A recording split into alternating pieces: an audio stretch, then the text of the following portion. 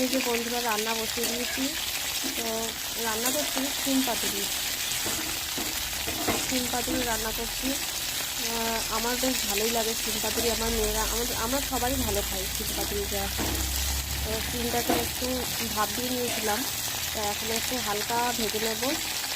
আর এই যে এইদিকে সর্ষে বেটে নিয়েছি, এই সর্ষে বাটাটা দেবো এতে। সর্ষে বাটা দিয়ে শিম পাতুরি রান্না করবো। আর নামানোর আগে একটু মিষ্টি দেবো আর একটু ধনেপাতা দিয়ে দেবো।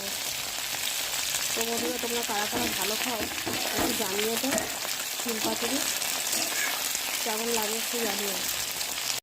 গরমের সবজির থেকে মনে হয় শীতের সবজি রেসিপিগুলো মনে হয় খুবই বেশি আকর্ষণীয়, তাই না? আর এই দেখো, হাতা দিয়ে রান্না করতে ঠিক কায়দা পাচ্ছি না। আসলে মেন ব্যাপারটা কী হয়েছে, খুন্তি আছে, খুন্তিটা ঠেকাঠেকি হয়ে গেছে। কালকে যেহেতু শনিবার, যদি একটু তরকারি একটু থেকে যায় সেটা আর কালকে খেতে পারবো না।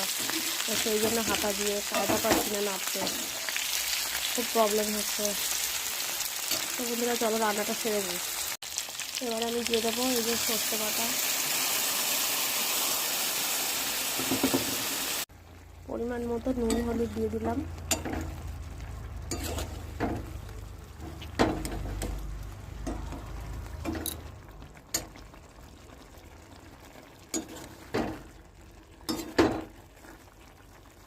কড়াইটা ছোট তো, গ্যাসে ঠিক মাপে মাপ বসেনি, সেই জন্য আওয়াজ হচ্ছে এরকমভাবে। খুব বিরক্ত লাগে এরকম আওয়াজ হলে। চলো শিমটা সেদ্ধ হোক, ততক্ষণে একটু ধনেপাতা নিয়ে আসি। পেছনে ধনেপাতা আছে, চলো তোমাদের দেখাই। তো বন্ধুরা, আমার ঘরে ধনেপাতা বাটা একটু ছিল, তো আর আমি সেই ধনেপাতা বাটাটা দেবো দেখেই কিন্তু আমি ওতে দিইনি, লঙ্কা দিইনি।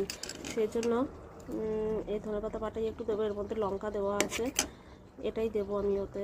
খুব বেশি ঝাল দেবো না।